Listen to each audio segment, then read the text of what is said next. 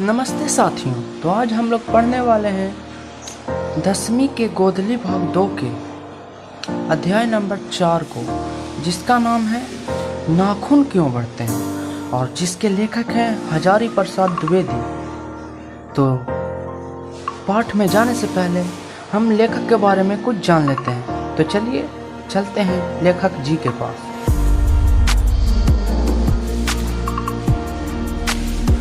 तो आचार्य हजारी प्रसाद द्विवेदी का जन्म सन 1907 ईस्वी में औरत दुबे का छपरा बलिया उत्तर प्रदेश में हुआ। द्विवेदी जी का साहित्य कर्म भारतवर्ष के सांस्कृतिक इतिहास की रचनात्मक परिणति है। संस्कृत, प्राकृतिक, अपभ्रंश, बांग्ला आदि भाषाओं व उनके साहित्य के साथ इतिहास, संस्कृति, धर्म दर्शन और आधुनिक ज्ञान विज्ञान की व्यापकता व गहनता में बैठकर उनका अगाध पंडित नवीन मानवतावादी सर्जना और आलोचना की क्षमता लेकर प्रकट हुआ है। विज्ञान को बोध और पांडित्य को सहृदयता से में ढाल कर एक ऐसा रचना संसार हमारे सामने उपस्थित करते हैं जो विचार की तेजस्विता, कथन के लालित्य और बंध शास्त्रीय का संगम है। इस प्रकार उनमें एक साथ कबीर, तुलसी और रवीन्द्रनाथ एकाकार हो उठते हैं। उनकी सांस्कृतिक दृष्टि अपूर्व है। उनकी सांस्कृतिक दृष्टि अपूर्व है। उनके अनुसार भारतीय संस्कृति किसी एक जाति की देन नहीं, बल्कि समय समय पर उपस्थित अनेक जातियों के श्रेष्ठ संसाधनों में लवण नीर संयोग से विकसित हुई है। द्विवेदी जी की प्रमुख रचनाएं, अब रचनाएं देख लेते हैं। अशोक के फूल, कल्पता, विचार और वितर्क, कटुज, विचार प्रवाह, आलोक पर्व, प्राचीन भारत के कलात्मक विनोद, बाणभट्ट की आत्मकथा, चारु चंद्र लेख, पुनर्वा, आनमदास का पोथा, सुर साहित्य, कबीर, मध्यकालीन बोध का स्वरूप है। नाथ संप्रदाय, कालिदास की ललित योजना, हिंदी साहित्य का आदिकाल, हिंदी साहित्य की भूमिका, हिंदी साहित्य उद्भव और विकास, आलोचना साहित्योइतिहास,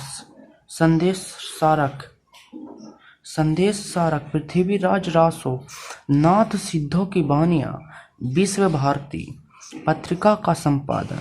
द्विवेदी जी को आलोक पर्व पर साहित्य अकादमी पुरस्कार, भारत सरकार द्वारा पद्म भूषण सम्मान एवं लखनऊ विश्वविद्यालय द्वारा डीलिट की उपाधि मिली।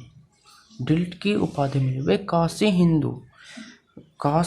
हिंदू विश्वविद्यालय, शांति निकेतन विश्वविद्यालय, चंडीगढ़ विश्वविद्यालय आदि के प्रोफेसर एवं प्रशासनिक पदों पर रहे। सन 1979 में दिल्ली में उनका निधन हुआ। उनका जन्म हुआ था 1907 में और उनका निधन हुआ 1979 में। तो आगे इस कहानी में क्या है जो आप देखते हैं। हजारी प्रसाद द्विवेदी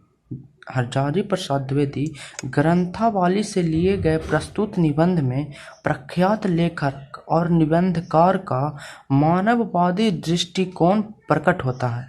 इस ललित निबंध में लेखक ने बार बार काटे जाने पर भी बढ़ जाने वाले नाखूनों के बहाने अत्यंत सहज शैली में सभ्यता और संस्कृति की विकास गाथा उद्घाटित कर दिखाई है। एक और नाखून का बढ़ना मनुष्य की आदिम पाशविक वृत्ति और संघर्ष चेतना का प्रमाण है, तो दूसरी ओर उन्हें बार बार काटते रहना, उन्हें बांटते रहना और अलंकृत करते रहना मनुष्य के सौंदर्य बोध और सांस्कृतिक चेतना को निरूपित करता है। लेखक ने नाखूनों के बहाने मनोरंजक शैली में मानव सत्य का दिग्दर्शन करने का सफल प्रयत्न किया है। यह निबंध नई पीढ़ी में सौंदर्य बोध, इतिहास चेतना और सांस्कृतिक आत्मगौरव का भाव जगाता है। तो लेखक के बारे में हमने जान लिया कि उनका जन्म 1907 ईस्वी में हुआ था और मृत्यु 1979 में। उनकी प्रमुख रचनाएं भी हमने देख ली और ये भी देखा कि इस कहानी में हम क्या पढ़ने वाले हैं। इस कहानी में हम पढ़ेंगे कि नाखून बढ़ते हैं और हम उन्हें काटते हैं। नाखून का बढ़ना ये हमारे पाशविक वृत्ति को दर्शाता है कि हम और विशेष हम कहानी में जानेंगे। तो चलिए चलते हैं कहानी पे। नाखून क्यों बढ़ते हैं? तो चलिए, बच्चे कभी कभी चक्कर में डाल देने वाले प्रश्न कर बैठते हैं। अल्पज्ञ पिता दयनीय जीव होता है।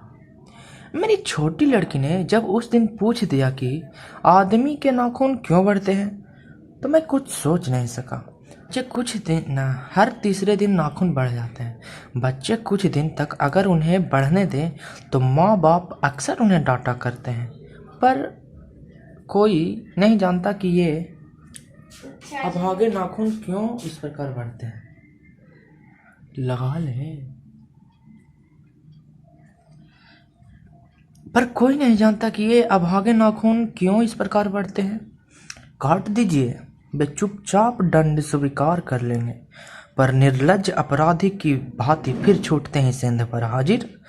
आखिर ये इतने बेहाया क्यों हैं? हाँ, इतने बेहाया क्यों हैं? आगे देखते हैं। कुछ लाख वर्ष की बात है जब मनुष्य जंगली था, वन मनुष्य जैसा। उसे नाखून की जरूरत थी। हाँ, उसकी जीवन रक्षा के लिए नाखून बहुत जरूरी थे। असल में वहीं उसके अस्त्र थे। दांत भी थे, पर नाखून के बाद उसका स्थान आता था। उन दिनों उसे जूझना पड़ता था, प्रतिद्वंदियों को पछाड़ना पड़ता था। नाखून उसके लिए आवश्यक अंग था। फिर धीरे धीरे वह अपने अंग से बाहर की वस्तुओं का सहारा लेने लगा। पत्थर के ढेले और पेड़ों की डालें काम में लाने लगा। रामचंद्र जी की बानर सेना थी ना, वे ऐसे ही अस्त्र थे उनके पास। उसने हड्डियों के भी हथियार बनाए। इन हड्डियों के हथियार में सबसे मजबूत और सबसे ऐतिहासिक था देवताओं के राजा का वज्र, जो दधीची मुनि की हड्डियों से बना था। मनुष्य और आगे बढ़ा। उसने धातु के हथियार बनाए। जिनके पास लोहे के अस्त्र और शस्त्र थे, वे विजयी हुए। देवताओं के राजा तक को मनुष्य के राजा से इसलिए सहायता लेनी पड़ती थी कि मनुष्य के पास लोहे के अस्त्र नहीं थे। असुरों के पास अनेक विद्याएं थी, पर लोहे के अस्त्र नहीं थे। शायद घोड़े भी नहीं थे। आर्यों के पास ये दोनों चीजें थी। आर्य विजय हुए। फिर इतिहास अपनी गति से बढ़ता गया। नग हारे, सुपर्ण हारे, यक्ष हारे, गंधर्व हारे, असुर हारे, राक्षस हारे। लोहे के अस्त्रों ने बाजी मार ली। इतिहास आगे बढ़ा। पलीते वाली बंदूकों ने, कारतूसों ने, तोपों ने, बमों ने, बमबार्षक वायुयानों ने इतिहास को किस कीचड़ भरे घाट तक घसीटा है, यह सबको मालूम है। नकधर मनुष्य अब एटम बम पर भरोसा करके आगे की ओर चल पड़ा है, पर उसके नाखून अब भी बढ़ रहे हैं। अब भी प्रकृति मनुष्य को उसके भीतर वाले अस्त्र से वंचित नहीं कर रही है। अब भी वह याद दिला देती है कि तुम्हारे नाखून को भुलाया नहीं जा सकता। तुम वही लाख वर्ष पहले के नख दंत वाली जीव हो, पशु के साथ एक ही सतह पर विचरण करने वाले और चरने वाले। तथा किम, मैं हैरान होकर सोचता हूँ कि मनुष्य आज अपने बच्चों को नाखून न काटने के लिए डांटता है। ठीक है, के लिए डांटता है। किसी दिन कुछ थोड़े लाख वर्ष पूर्व वह अपने बच्चों को नाखून नष्ट करने पर डांटता रहा होगा, लेकिन प्रकृति है कि अब भी नाखून को जिलाए जा रही है, और मनुष्य है कि अब भी उसे काटे जा रहा है। वे कमबख्त रोज बढ़ते हैं क्योंकि वे अंधे हैं, नहीं जानते कि मनुष्य को इससे कोटि कोटि गुना शक्तिशाली अस्त्र मिल चुका है। मुझे ऐसा लगता है कि मनुष्य अब नाखून को नहीं चाहता। उसके भीतर बर्बर युग का कोई अवशेष रह जाए, यह उसे असह्य है। लेकिन यह भी कैसे कहूँ, नाखून काटने से क्या होता है? मनुष्य की बर्बरता घटती कहाँ है, वह तो बढ़ती ही जा रही है। मनुष्य के इतिहास में हिरोशिमा का हत्याकांड बार बार थोड़े ही होता है, बार बार थोड़े ही हुआ है। यह तो उसका नवीनतम रूप है। मैं मनुष्य के नाखून की ओर देखता हूँ तो कभी कभी निराश हो जाता हूँ। ये उसकी भयंकर पशुवृत्ति के जीवंत प्रतीक हैं। मनुष्य की पशुता को जितनी बार भी काट दो, वह मरना नहीं जानती। कुछ हजार साल पहले मनुष्य ने नाखून को सुकुमार विनोद के लिए उपयोग में लाना शुरू किया था। वत्स्यायन के काम सूत्र से यह पता चलता है कि आज से 2000 वर्ष पहले का भारतवासी नाखून को जम से संवारता था। उसे काटने की कला काफी मनोरंजक बताई गई। त्रिकोण, वर्तुलाकार, चंद्राकार, दंतुल आदि विविध आकृतियों के नाखून उन दिनों विलासी नागरिकों ने न जाने किस काम आया करते थे। उनको शिक्षक, मोम और आलता से यत्न पूर्व रगड़ कर लाल और चिकना बनाया जाता था। गौड़ देश के लोग उन दिनों बड़े बड़े नखों को पसंद करते थे और दक्षिणात लोग छोटे नखों को। अपनी रुचि है देश की भी और काल की भी, लेकिन समस्त उद्योगमनी वृत्तियों को और नीचे खींचने वाली वस्तुओं को भारतवर्ष में मनुष्योचित बनाया है। यह बात चाहूं भी तो भूल नहीं सकता। मानव शरीर का अध्ययन करने वाले प्राणी विज्ञानियों का निश्चित मत है कि मानव चित्त की भांति मानव शरीर में भी बहुत सी अभ्यासजन्य सहज वृत्तियां रह गई है। दीर्घकाल तक उनकी आवश्यकता रही है। अतएव शरीर ने अपने भीतर का ऐसा गुण पैदा कर लिया है कि वे वृत्तियां अनायास ही और शरीर के अनजाने में भी अपने आप काम करती है। नाखून का बढ़ना उनमें से एक है, केस का बढ़ना दूसरा, दांत का दोबारा उठना तीसरा और पलकों का गिरना चौथा है। और असल में सहजात वृत्तियां अनजान स्मृतियों को ही कहते हैं। हमारी भाषा में इसके उदाहरण मिलते हैं। अगर एक आदमी अपने शरीर की, मन की और वाक की अनायास घटने वाली वृत्तियों के विषय में विचार करे तो उसे अपनी वास्तविक प्रवृत्ति पहचानने की बहुत सहायता मिले। पर कौन सोचता है? सोचना तो क्या, उसे इतना भी पता नहीं चलता कि उसके भीतर नख बढ़ा लेने की जो सहजात वृत्ति है वह उसके पशुत्व का प्रमाण है। उन्हें काटने की जो प्रवृत्ति है वह उसकी मनुष्यता की निशानी है। और यद्यपि पशुत्व के चिन्ह उसके भीतर रह गए हैं, पर वह पशुत्व को छोड़ चुका है। पशु बनकर वह आगे नहीं बढ़ सकता, उसे कोई और रास्ता खोजना चाहिए। अस्त्र बढ़ाने की प्रवृत्ति मनुष्यता की विरोधनी है, लेकिन फिर भी अस्त्र बढ़ा रहा है। मनुष्यता की ओर जा रहा है या पशुता की ओर? चलिए आगे तो देखिए। हाँ, मेरा मन पूछता है किस ओर मनुष्य किस ओर बढ़ रहा है, पशुता की ओर या मनुष्यता की ओर, अस्त्र बढ़ाने की ओर या अस्त्र काटने की ओर? मेरी निर्बोध बालिका ने मानो मनुष्य जाति से ही प्रश्न किया है। जानते हो नाखून क्यों बढ़ते हैं? यह हमारी पशुता के अवशेष हैं। मैं भी पूछता हूँ, जानते हो ये अस्त्र शस्त्र क्यों बढ़ रहे हैं? ये हमारी पशुता की निशानी है। भारतीय भाषाओं में प्रायः ही अंग्रेजी के इंडिपेंडेंस शब्द का समानार्थ शब्द नहीं व्यवहार होता। 15 अगस्त को जब अंग्रेजी भाषा के पत्र इंडिपेंडेंस की घोषणा कर रहे थे, देसी भाषा के पत्र स्वाधीनता दिवस की चर्चा कर रहे थे। इंडिपेंडेंस का अर्थ है अधीनता या किसी की अधीनता का अभाव, पर स्वाधीनता शब्द का अर्थ है अपने ही अधीन रहना। अंग्रेजी में कहना हो तो सेल्फ इंडिपेंडेंस कह सकते हैं।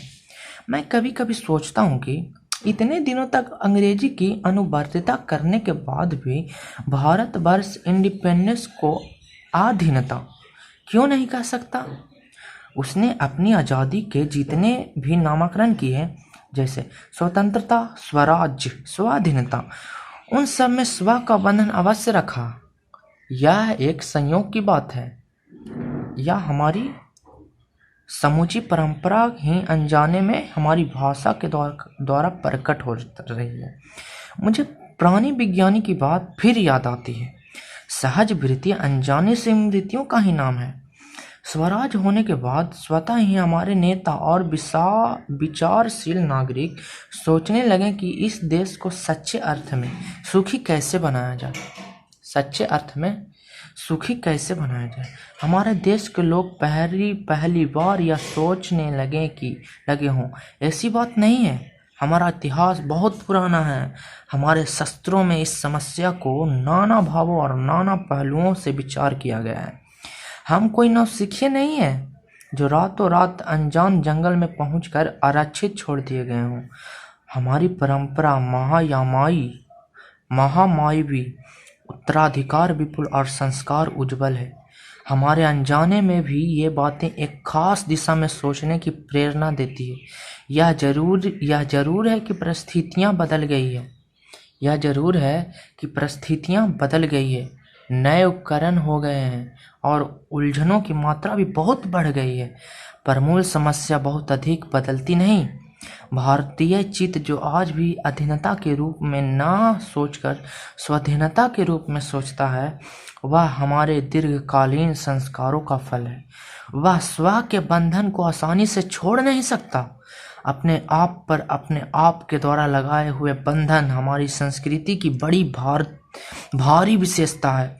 मैं ऐसा तो नहीं मानता कि जो कुछ हमारा पुराना है, जो कुछ हमारा विशेष है, उससे हम चिपटे ही रहें। पुराने का मोह सब समय वांछनीय नहीं होता। मेरे बच्चे को गोद में दबाए रहने वाली बंदरियां मनुष्य या आदर्श नहीं बन सकती, परंतु मैं ऐसा भी नहीं सोच सकता कि हम नई अनुसंधित्सा के नशे में चूर होकर अपना सर्वस्व खो दें। कालिदास ने कहा था, सब पुराने अच्छे नहीं होते, सब नए खराब नहीं होते। भले लोग दोनों की जांच कर लेते हैं। जो हितकर होता है उसे ग्रहण करते हैं, और जो मूढ़ लोग दूसरों के इशारे पर भटकते रहते हैं, सो हमें प्रतीक्षा करके हितकर बात सोच लेने होगी। और अगर हमारे पूर्व संचित भंडार में यह हितकर वस्तु निकल आवे तो इससे बढ़कर और क्या हो सकता है।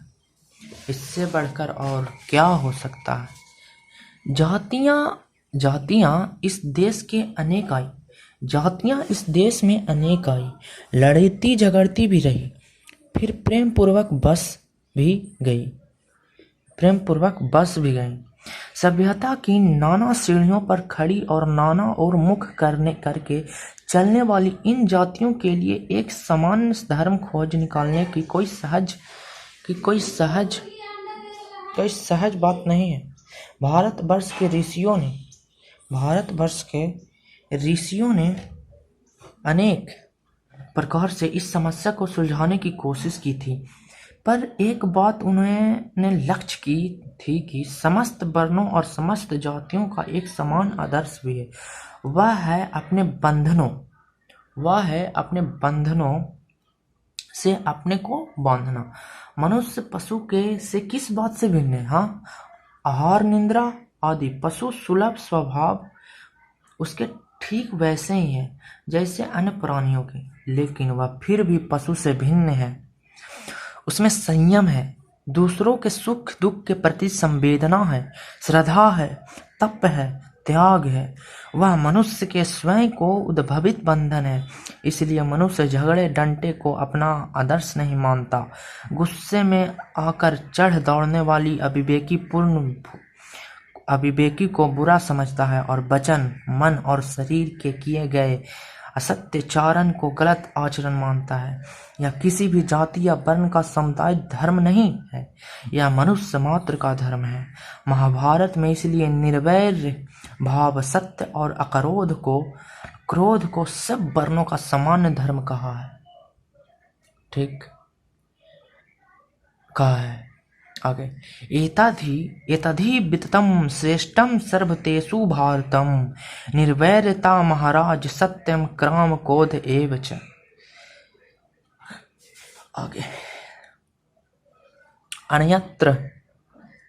अन्यत्र इसमें निरंतर दानशीलता को भी गिनाया है। गौतम ने ठीक कहा था कि मनुष्य की मनुष्यता यही है कि वह सबके दुख सुख में सहानुभूति दिखाता है। यह आत्मनिर्भरता बंधन की मनुष्य बनाता है। अहिंसा, सत्य और अक्रोध मूलक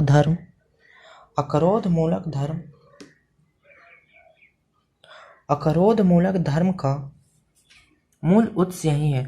मुझे आश्चर्य होता है कि अनजान में भी हमारी भाषा में यह भाव कैसे रह गया, लेकिन मुझे नाखून के बढ़ने पर आश्चर्य हुआ था। अज्ञान सर्वत्र आदमी को पछाड़ता है। आदमी है कि सदा उसे लोहा लेने के लिए कमर कसे है। मनुष्य को सुख कैसे मिलेगा? बड़े बड़े नेता कहते हैं वस्तुओं की कमी है और मशीन बैठाओ और उत्पादन बढ़ाओ और धन की वृद्धि करो और बाह्य उपकरण की ताकत बढ़ाओ। एक बूढ़ा था उसने कहा था, बाहर नहीं भीतर की ओर देखो, हिंसा को मन से दूर करो, मिथ्या को हटाओ, क्रोध और द्वेष को दूर करो, लोक के लिए कष्ट सहो, आराम की बात मत सोचो, प्रेम की बात सोचो, आत्मतोषण की बात सोचो, काम करने की बात सोचो। उसने कहा, प्रेम ही बड़ी चीज है क्योंकि वह हमारे भीतर है। उच्च श्रृंखलता पशु की प्रवृत्ति है, स्व का बंधन मनुष्य का स्वभाव है। बूढ़े की बात अच्छी लगी या नहीं पता नहीं, उसे गोली मार दी गई। यहाँ पे महात्मा गांधी के बारे में बात किया जा रहा है। आदमी के नाखून बढ़ने की प्रवृत्ति हावी हुई। मैं हैरान होकर सोचता हूँ, बूढ़े ने कितनी गहराई में बैठकर मनुष्य के वास्तविक चरितार्थ का पता लगाया था। ऐसा कोई दिन आ सकता है जबकि मनुष्य के नाखून का बढ़ना बंद हो जाए? पुराने शास्त्र का ऐसा अनुमान है कि मनुष्य का अनावश्यक अंग उसी प्रकार झड़ जाएगा जिस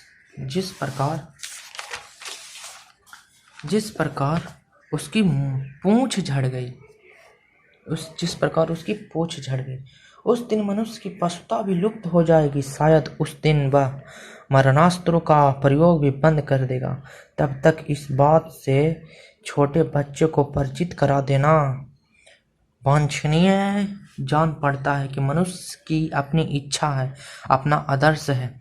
बृहत्तर जीवन के अस्त्र शस्त्रों का बढ़ा देना मनुष्य की अपनी इच्छा की निशानी है और उनकी बाढ़ को रोकना मनुष्यत्व का तकाजा है। मनुष्य में जो घृणा है, जो अनायास है, बिना सिखाए आ जाती है, वह पशुत्व का घोटक है। और अपने संयत रखना, दूसरे के मनोभावों का आदर करना मनुष्य का स्वधर्म है। बच्चे यह जाने तो अच्छा है कि अभ्यास और तप से प्राप्त वस्तुएं मनुष्य की महिमा को सूचित करती है। सफलता और चरितार्थ में अंतर है। मनुष्य मरण शास्त्रों के संचयन से बाह्य उपकरणों को बहुमूल्य से उस वस्तु का भी पा सकता है जिससे उसने बड़े आडंबर के साथ सफलता नाम दे रखा है। परंतु मनुष्य चरितार्थ प्रेम में है, मैत्री में है, त्याग में है, अपने को सबके मंगल के लिए निशेष भाव से दे देने में है। नाखूनों का बढ़ना मनुष्य की यह अंध सहज वृत्ति का परिणाम है जो उसके जीवन में सफलता ले आने चाहती है। उसको काट देना स्वनिर्धारित स्वनिर्धारित आत्मबंधन का फल है जो उसे चरितार्थ की ओर ले जाते हैं। कमबख्त नाखून बढ़ते हैं तो बढ़ें, मनुष्य उन्हें बढ़ने नहीं देगा। कमबख्त नाखून बढ़ते हैं तो बढ़े, मनुष्य उन्हें बढ़ने नहीं देगा। तो आज के लिए बस इतना ही। वीडियो पसंद आया हो तो वीडियो को लाइक कीजिए, चैनल को सब्सक्राइब कीजिए और अपने दोस्तों में जमकर शेयर कीजिए। मिलते हैं अगले वीडियो में, तब तक के लिए टाटा बाय।